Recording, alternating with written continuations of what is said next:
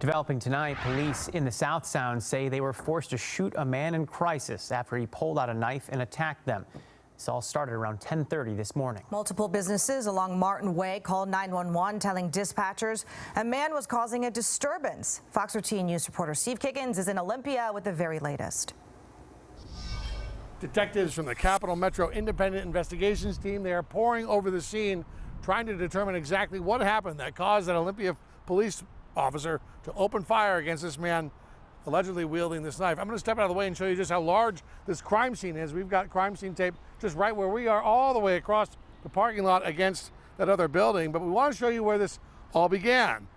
Police tell us that this all began at this gas station where employees called 911 to call and complain about a man who first refused to pay for some items and then got loud and combative. By the time Olympia police arrived, the man was allegedly being disorderly at the Starbucks next door. That's when police say. That man then wandered out onto Martin Way, causing a mess with traffic.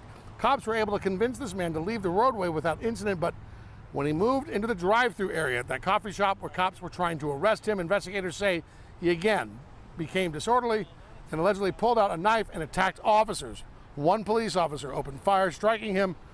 We also spotted what looked like spent taser cartridges on the ground. This man was immediately given aid, we are told, and then rushed to a local hospital, but he did not survive his injuries.